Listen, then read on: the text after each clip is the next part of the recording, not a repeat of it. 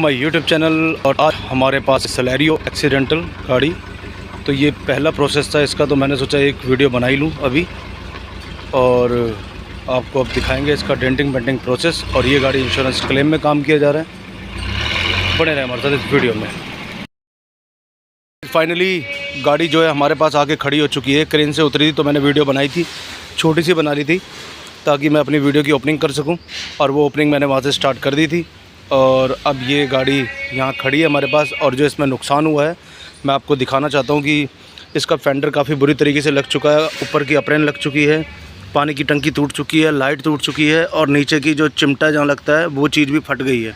ये देखो, पास से देखोगे तो आपको दिखेगा ये चीज़ भी फट चुकी है, यानी कि चिमटा फट गया। और साथ ही इसकी चेसिस जो है वो भी बैंड हो गई है, और शॉकर, एक्सल और काफ़ी सारी चीज़ें जो नीचे से बैंड हो चुकी है। और साथ ही मैं आपको दिखाऊं तो ये चोट लगने के बाद इसका पिलर जो है पीछे की तरफ चला गया है। ऊपर से आप गैप देख सकते हो, सही है, लेकिन यहाँ से अगर आप गैप देखोगे तो बिल्कुल दरवाज़ा चिपक गया है। और इधर का गैप सही है क्योंकि बीच का पिलर को कुछ नहीं हुआ, पिलर जो आगे का है वो पीछे चला गया, इसलिए यहाँ पे गैप बिल्कुल ना के बराबर हो गया और यहाँ पे गैप सही है। तो अब आज हमारा डेंटर जो है वो छुट्टी पे है, और बाकी ये गाड़ी इंश्योरेंस क्लेम में हो रही है। तो जब हम इसका कल काम करेंगे, जब इसका क्लेम डालेंगे, ये सारा प्रोसेस होगा, तो उसके बाद जब हम इसका काम करेंगे तो आपको सब कुछ दिखाएंगे। तो बने रहो हमारे साथ इस वीडियो में, और हमारे चैनल को लाइक और सब्सक्राइब ज़रूर करना दोस्तों। बस सब्सक्राइब कर दो यार, क्योंकि सर वो हमारे सब्सक्राइबर नहीं बढ़ पा रहे हैं, उसी का अफसोस होता है, क्योंकि इतने दिल से वीडियो बनाते जाते हैं लेकिन सब्सक्राइबर नहीं बढ़ते हैं। इस सेलेरियो का जो हम क्लेम में काम कर रहे थे, तो हमने इसका कल सारा सामान खोल दिया जो लगा हुआ था। जैसे कि ये आपका इसका चिमटा था, और इसके एंड थे, बॉल जॉइंट था, मतलब जो सारा सामान था खोलने वाला हमने खोल दिया जो डैमेज था। तो अब बारी थी इसका सामान नया लाने की, लेकिन ये गाड़ी इंश्योरेंस क्लेम में हो रही है, इसलिए सर्वेयर भाई साहब बोले कि मारुति से सामान लेके लगाओगे तो आपको पूरे पैसे मिलेंगे, अगर आप बाहर से सामान लेते हो तो आपको कम पैसे मिलेंगे, मतलब 15% कटेगा। तो मैं यही बस, अगर आप लोग भी कभी काम करवाते हैं अपनी गाड़ी का क्लेम वगैरह में, तो इतना ध्यान रखा करो कि सर्वेयर बस काम करने, मतलब इंश्योरेंस कंपनी या सर्वेयर जो भी है उनसे मिल के काम करा जाए, क्योंकि मिल के चलेंगे तो हमारा ही बेनिफिट होगा, वरना कहीं ना कहीं कुछ ना कुछ वो उनको सारे चार्जेस पता होते हैं जिसमें वो हमें हमारे का मतलब पैसे काट सकते हैं कि भाई ये है, आपने ये यहाँ से सामान लिया, वहाँ से लिया, जो भी है। तो ये गाड़ी हो रही है इंश्योरेंस क्लेम में। अब बाकी का इसका जब काम होगा तो इसकी वीडियो दिखाएंगे। तो फ़िलहाल मारुति के अंदर सामान अवेलेबल है नहीं। मारुति ने कहा है कि अभी अगले 1 तारीख को इसका ऑर्डर लगेगा और 5 से 7 दिन में इसका सामान आएगा। तो मैंने कहा भाई ठीक है, क्या करा जाए। तो बने रहे हमारे साथ वीडियो में, दिखाते हैं आपको इसका काम। सेलेरियो का सामान मारुति में आ चुका है, लेकिन अभी भी जो है हमने ये ऑर्डर किया था आपका 28 तारीख को। तो उन्होंने कहा कि अभी 28 तारीख को ऑर्डर नहीं होगा, ऑर्डर लगेगा 1 तारीख को, क्योंकि अभी क्लोजिंग का टाइम चल रहा है या लास्ट मंथ चल रहा है। इस तरीके से उन्होंने बहानेबाजी मारी। तो मैंने कहा चलो कोई बात नहीं। फिर 1 तारीख को फ़ोन करा तो उन्होंने कहा 1 तारीख को भी ऑर्डर नहीं लगेगा भाई, क्योंकि 2 अक्टूबर की छुट्टी है, तो 2 अक्टूबर के बाद ऑर्डर लगाया जाएगा।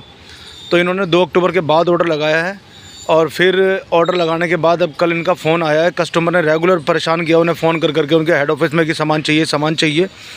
लास्ट में जो है सामान आ गया। कल उनका फ़ोन आया कि जी आपका सामान आ चुका है, जो आपने मंगाया था। हमें इस गाड़ी का फेंडर चाहिए था, लाइट चाहिए थी, फ्रंट बम्पर चाहिए था, चिमटा चाहिए था, और लिंक रोड चाहिए थी, और इसकी चेसिस चाहिए थी, और इसका फेंडर चाहिए था। ये सारा सामान था। तो रात को वो मुझे शाम के टाइम फ़ोन करके बता रहे कि सामान तो आ गया, लेकिन अभी भी जो है लाइट रह गई है, चिमटा रह गया है, और चेसिस रह गई है, और इसका एक्सल भी चाहिए था। तो यानी कि टोटल अगर हमारे 10 सामान थे तो 10 में से जो है 7 आ चुके हैं, 3 अभी तक नहीं आए हैं। और ये वीडियो मैं इसलिए बना रहा हूँ, आप लोगों को सब कुछ इसलिए बता रहा हूँ कि इंश्योरेंस कंपनी तो बोल देती है कि भाई मारुति से लेके सामान लगाओ, लेकिन इंश्योरेंस कंपनी का क्या जाता है, कस्टमर परेशान, इधर हम परेशान। गाड़ी की हालत आप देख सकते हो कि इसको खड़े खड़े अब जो है तकरीबन 20, 22, 25 दिन होने वाले हैं, और ऐसी खड़ी है ये। बस हम दिन में आते हैं तो हम इसका देख रेख करते हैं, और रात को हम चले जाते हैं। और फिर उसके बाद रात को इसके टायर वगैरह लगे हुए हैं। अगर इसमें कोई गाड़ी में चोरी हो जाती है, कस्टमर तो हमें ही बोलेगा कि भाई हमने तो वर्कशॉप में खड़ी कर रखी है। तो जब आप लोग इंश्योरेंस करवाते हो तब वो इतनी मीठी मीठी बातें करके सर इससे करवा लीजिए, सर उससे करवा लीजिए, और जो इंश्योरेंस एजेंट होते हैं वो कभी भी ये नहीं बताते आप लोगों को कि कितनी परेशानी होगी जब आप क्लेम लोगे। और ये सर्वेयर जो होते हैं ये 2 टाइप के होते हैं, एक होते हैं इन हाउस और एक होते हैं आउट हाउस। आउट हाउस वाले बोले तो एक्सटर्नल सर्वेयर। जब कोई गाड़ी ज़्यादा लगी होती है या कुछ इन हाउस सर्वेयर वालों के समझ से बाहर होती है या ज़्यादा लॉस होता है तो वो आउट हाउस वाले लगा देते हैं, यानी कि एक्सटर्नल सर्वेयर लगवा देते हैं। एक्सटर्नल का काम क्या होता होगा, जहाँ तक मुझे नॉलेज है, क्योंकि मैं 12 साल से काम कर रहा हूँ, उनका काम होता है गाड़ी के अंदर जो लॉस है उतना दो, और उससे कम से कम जितना दे सकते हो कम से कम उतना दिया जाए। और ये कंडीशन ऐसी डाल देते, जब आप इंश्योरेंस लेने जाओगे तो आपको कुछ नहीं बताएंगे, ये बस आपको ये कहेंगे जी इसका इतना प्रीमियम है, इसका इतना प्रीमियम है, और जीरो डैप की है, जीरो डैप की इतने की पड़ेगी, और आपको ये सब कह के पॉलिसी आपको दे देते हैं। और इसके अंदर आपको भी लगता है कि हाँ भाई जीरो डैप है, बम्पर टू बम्पर हमारी अगर गाड़ी लगती है तो 1000 रुपये में ठीक हो जाएगी। लेकिन क्या है कि ये लोग आपको ये नहीं बताते कि जब आपकी गाड़ी लगेगी और जब आप कहीं काम करवाओगे, क्योंकि कंपनी के अंदर तो नॉर्मली यही होता है, कभी भी आपने कभी अपनी गाड़ी क्लेम में करवाई हो या किसी आपके दोस्त ने करवाई हो, किसी फैमिली मेम्बर ने करवाई हो, तो आप उनसे पूछ लेना कंपनी के अंदर कम से कम, और या किसी टैक्सी वाले से पूछना, क्योंकि टैक्सी वाले इस चीज़ के बारे में अच्छे से जानते हैं। अगर कंपनी गाड़ी जाती है तो वो सीधा ही, अगर उन्हें लगता है कि 10 दिन का काम है तो वो पहले ही 20 दिन बोलते हैं, अगर उन्हें लगता है 20 दिन का काम है तो वो सीधा 1.5 महीना 1 महीना बोल देते हैं। तो इतने दिन बहुत ही कम लोग होते हैं जो अपनी गाड़ी कहीं खड़ी कर पाएंगे, जिनके पास 4-4 5-5 गाड़ियाँ वो कर सकते हैं। लेकिन नॉर्मली बंदा जिसके पास एक गाड़ी है, जैसे ये हमारे भैया हैं सैलरी वाले, इनके पास एक ही गाड़ी है, तो ये अपनी गाड़ी कभी कंपनी में देना पसंद नहीं करते। और पहले भी इनका हम काम, इस गाड़ी का हमने काम करा है, और गाड़ी आती थी, हम क्लेम डालते थे, काम करते थे, गाड़ी तैयार हो जाती थी और कस्टमर ले जाता था, पैसे हमारे इंश्योरेंस कंपनी डाल दिया करती थी। लेकिन इस गाड़ी के अंदर इस बार जो एक्सटर्नल सर्वेयर लगे हैं और जिन्होंने लगाए हैं उसको भी मैं जानता हूँ, वो पहले भी हमने क्लेम में काम करा है, तो सारे काम जल्दी हो जाते हैं। लेकिन इस बार जो ये एक्सटर्नल सर्वेयर आए हैं, इन्होंने कंपनी का सामान लगेगा कह के बस हमें वर्कशॉप वालों को परेशान कर दिया। मारुति का लगेगा और मारुति वालों के पास सामान नहीं है, कस्टमर परेशान, मैं परेशान। और उसके बाद मारुति तो अरेंज कर ही रही है, सामान जितना कर सका वो उन्होंने कर दिया, और अभी तक प्रॉपर पूरा सामान अवेलेबल नहीं हो पाया है।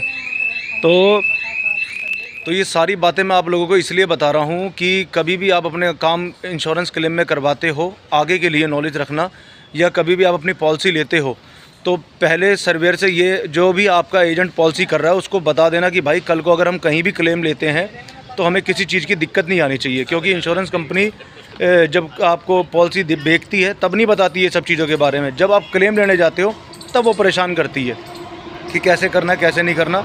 और इंश्योरेंस कंपनी का हक ये बनता है कि कभी भी कस्टमर की गाड़ी कहीं भी लगे तो उसको सिर्फ ये कहना चाहिए भाई जेन्युइन सामान लगाना और पक्के बिल के साथ लगाना। लेकिन वो जानबूझ के बीच में कस्टमर को और वर्कशॉप वालों को परेशान करते हैं कि सामान मारुति से लिया जाए, क्योंकि इसकी जानकारी उन्हें भी होती है कि मारुति में सामान जल्दी से मिलता ही नहीं है, तो इसलिए वो जानबूझ के परेशान करते हैं। तो आप इन चीज़ों का बहुत ध्यान रखना। ये वीडियो स्पेशली मैं इसीलिए बना रहा हूँ कि इंश्योरेंस क्लेम के अंदर कभी आप काम कराओ तो आपको भी पता चले कि क्या क्या दिक्कतें आती है। और जबकि कई बार ऐसा होता है दिक्कत नहीं भी आती है, क्योंकि कई जो इन हाउस वाले जो सर्वेयर होते हैं वो फटाफट काम निपटाते हैं कि चलो जी काम ख़त्म करो और कस्टमर गाड़ी लेके घर जाए। लेकिन जो ये एक्सटर्नल सर्वेयर होते हैं यही कस्टमर को और वर्कशॉप को सबसे ज़्यादा परेशान करते हैं। बिल में परेशान करेंगे, सामान में परेशान करेंगे, हर तरीके से परेशान करते हैं। और अगर इनसे कुछ बोलो तो ये कहते हैं जी कस्टमर को बोल दो, कस्टमर से बोलो तो कस्टमर को कहते हैं कि वर्कशॉप वाले से बोलो। तो यानी कि सिर्फ टोटल जो है टाइम वेस्ट, पागल बनाना, यही सब काम है इन लोगों का और कुछ भी नहीं है। और अब मैं जा रहा हूँ मारुति में और वहाँ से जो सामान आया उसकी मैं आपको वीडियो दिखाऊंगा, और हो सका तो मारुति वालों से पूछूंगा भी भाई सामान इतना लेट क्यों आया, क्या दिक्कत हुई। तो ये सारी चीज़ें मैं आपको दिखा रहा हूँ अपनी इस वीडियो में। अगर वीडियो अच्छी लगे और जानकारी अच्छी लगे तो हमारे चैनल को लाइक और सब्सक्राइब ज़रूर करना।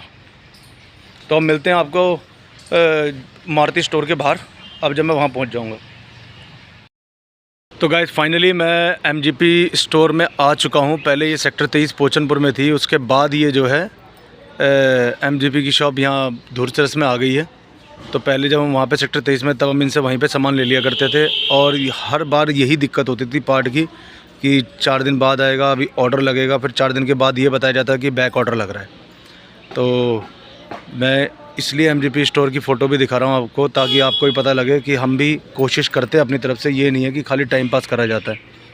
और ये नई दुकान है जो इनकी खुली है MGP की, और बंदे हमारे पुराने ही हैं। तो गाइस ये है MGP की स्टोर, और ये मोनू है, ये हमारा पुराना मित्र, पुराना साथी जो सेक्टर 23 में था हमारे साथ ही। और ये इन्होंने यहाँ नई शॉप ली है, ये इनका वो है सारा सिस्टम जिसमें ये पार्ट अवेलेबल करके रखते हैं। कपड़े वपड़े भी टांग रखे, पता नहीं क्या कर रहे हैं कपड़ों में। अच्छा, भी सेटिंग चल रही है बता रहे हैं। तो गाइस ये है MGP शॉप, और ये मोनू भैया हमारे बैठे हुए हैं। तो मोनू भैया, जो हमने सामान मंगाया था वो सारा आ गया हमारा? सर 3 पार्ट नहीं आए आपके। 3 पार्ट अभी नहीं आया है। से थोड़ा बैक ऑर्डर चार्ज गए हैं। अच्छा जी, उसमें थोड़ा टाइम लगेगा, वेट करना पड़ेगा आपको। तो ये बैक ऑर्डर का मतलब क्या है? बैक ऑर्डर क्या होता है? ये बैक ऑर्डर होता है मारुति में ये पार्ट अभी है नहीं, डिलीवर नहीं है। अगर मारुति की गाड़ियाँ निकाल रही है और मारुति के अंदर ये अगर पार्ट नहीं है, तो फिर इसकी जिम्मेदारी किसकी बनती है पार्ट लाने की? सर पार्ट की तो जिम्मेदारी मारुति की होती है। हमने तो ऑर्डर लगा दिया था आपका पार्ट का। अच्छा, आपके जो 3 बाकी आपने 10 आइटम दिए थे, इसमें 3 आइटम थे जो आपके आए नहीं है। बाकी सारा सामान आपका, बाकी सारा सामान आ चुका है। आ चुका। और ये ऑर्डर लगाए हुए तुम्हें पता है ना हमें कितने दिन हो गए?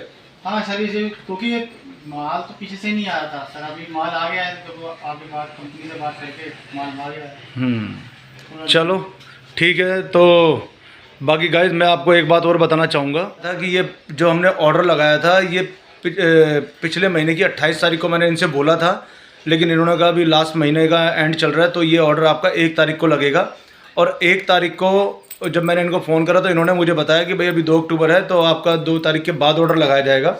2 तारीख के बाद ऑर्डर लगाने के बाद में जो है सामान आज आया है, और वो भी 10 आइटम में से हमारी 7 आइटम आई है, और 3 आइटम अभी भी रह गई है। और इंश्योरेंस कंपनी ये कहती है कि मारुति से पार्ट लेके लगाओ। तो आप लोग इस बात पे गौर करना, ये मारुति की गलती हम नहीं बोलेंगे, क्योंकि मारुति में सबको पता है कि पार्ट नहीं मिलता, क्योंकि मारुति की गाड़ियाँ इतनी है मार्केट के अंदर, ये कितना पार्ट कहाँ से अरेंज करेंगे, और इतने सारे इनके स्टोर हैं, अपनी तरफ से पूरी कोशिश करते हैं, लेकिन फिर भी सबको पता है कि मारुति में सामान जल्दी से नहीं मिल पाता। और ये इंश्योरेंस कंपनी को भी पता है, और ख़ास करके सर्वेयर को भी पता है, फिर भी जानबूझकर कस्टमर को और वर्कशॉप को परेशान करने के लिए कि गाड़ी जल्दी तैयार ना हो। क्योंकि अगर जल्दी तैयार करना चाहे तो बंदा जल्दी तैयार कर देगा, बाहर से पार्ट लेगा, GST के बिल के साथ लेगा, और जेन्युइन मारुति का ही सामान लेगा।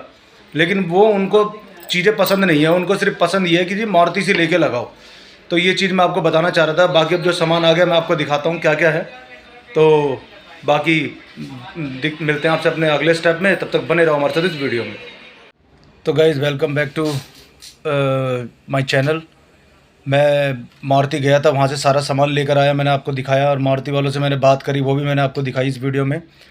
तो अब ये वीडियो मैं देख रहा था कि 13 मिनट तक अब तक बन चुकी है, तो ये बहुत ज़्यादा लंबी हो जाएगी, इसलिए मैं इस वीडियो को 2 पार्ट में डालूँगा। पहला पार्ट ये हो जाएगा, और इसके बाद फिर बाकी का जो काम करेंगे उसका दूसरा पार्ट में डालेंगे। तो मैं गाइज़ आपको बस यही बताना चाहता हूँ कि इंश्योरेंस क्लेम में काम करवाना या करने में कोई दिक्कत नहीं है। जो दिक्कत होती है सारी ये सर्वेयरों की वजह से आती है और मारुति की वजह से आती है। और मारुति का तो बनता है, क्योंकि वहाँ पे काम डिले, मैंने आपको जैसे बताया कि वहाँ पे डिले इसलिए होता है क्योंकि मारुति की गाड़ियाँ इतनी सारी है और आउटलेट कम है, तो वो बेचारे कितने अरेंजमेंट करेंगे, इस चक्कर में वो थोड़ा सा परेशान होते हैं। लेकिन इससे ज़्यादा जो सबसे ज़्यादा गलती है वो है इस इंश्योरेंस कंपनियों की, जो कि, और मैं सारी कंपनियों के बारे में नहीं कहूँगा, तकरीबन जो कंपनियां होती है वो भी यही सोचते हैं कि कस्टमर जल्दी से जल्दी खुश हो जाए, अपनी गाड़ी करवाए और अपने घर जाए।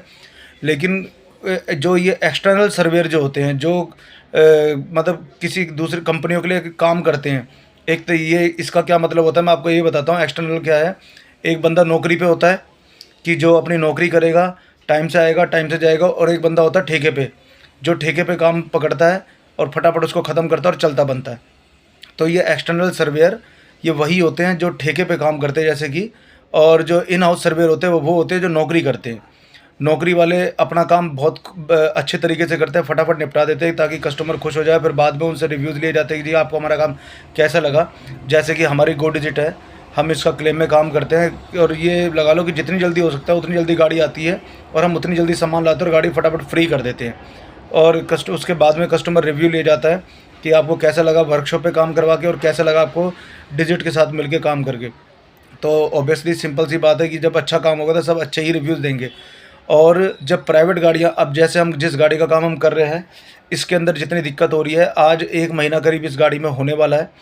तो अब इसमें 1 महीने का टाइम लग रहा है, और पता नहीं अभी कितना भी दिन लग जाता है, क्योंकि अभी मारुति से जो सामान लेकर आए हम, 10 में से उन्होंने हमें 7 पार्ट कहा था कि आ गए हैं। जब हमने चेक करा था 7 में से भी 2 दूसरी गाड़ी के पार्ट आ गए थे, तो वो भी हमें, मतलब दूसरी नई वाली उसके आ गए थे सेलेरियो के, तो वो हमें वापस करने पड़े। तो हम 5 पार्ट लेकर आए हैं। तो गाइज़ मैं बस आपको यही बताना चाहता हूँ अपने वीडियो के माध्यम से कि आप जब भी अपना कभी इंश्योरेंस कराएं तो ये ध्यान रखें कि कौन सी कंपनी से करवा रहे हैं, और करवाने वाले एजेंट से पहले ये ज़रूर क्लियर कर लें कि अगर कल को मैंने क्लेम लिया अपनी गाड़ी का और उसमें सर्वेयर ने ये कहा कि माल सारा मारुति का लगेगा और मारुति कंपनी से लेके लगाया जाएगा, तो उस चीज़ को आप ध्यान रखना, क्योंकि मारुति के अंदर माल होता नहीं है। बाहर भी मारुति का माल मिलता है, पक्के बिल के साथ मिलता है, बिल्कुल जेन्युइन सामान होता है, 100% मैं लिख के दे सकता हूँ आपको, क्योंकि अभी जो हम सैलरी में लगाएंगे सामान तो वो मारुति का ही होगा। और जो नहीं मारुति से नहीं मिला मैं वो भी दिखाऊंगा आपको कि सब कुछ जेन्युइन जैसा ही होता है, कुछ भी फ़र्क नहीं होता। लेकिन जान के वर्कशॉप को परेशान करना, कस्टमर को परेशान करना, डिले करना काम को, और अपने एक ये कह लो कि जो सर्वेयर होते हैं, जो एक्सटर्नल सर्वेयर होते हैं, वो एक अपनी अलग टोन में रहते हैं कि भाई हम सब कुछ है और कोई कुछ नहीं है, जैसे हम कहेंगे वैसे सबको करना पड़ेगा। और जब लेबर की बात आती है, अगर हम इन हाउस कोई सर्वेयर आता है तो हमें एक पैनल पेंट करने के 2500 देता है, 3000 देता है। अब वही बात अगर एक्सटर्नल की कर लें, जो एक्सटर्नल सर्वेयर होते हैं, तो ये कहते हैं कि जी बाहर की मतलब लोकल वर्कशॉप है, 1500 मिलेंगे, 1800 मिलेंगे, इस तरीके से फिर लेबर में भी दुखी करते हैं। तो ये सारी जानकारी आपके लिए है, और आपको और भी बहुत सारी बातें मेरे को बतानी है। वीडियो ज़्यादा लंबी हो जाएगी, इसलिए वीडियो मैं यहीं समाप्त करता हूँ ये वाली। इसका सेकंड पार्ट आपको दोबारा मैं बाकी जो दूसरी वीडियो उसकी कंप्लीट करके आपको सब कुछ बताऊँगा। तब तक मिलते हैं आपसे अपने अगले स्टेप में, अगली सेकंड वीडियो में। तब तक के लिए जय हिंद, जय भारत, वंदे मातरम।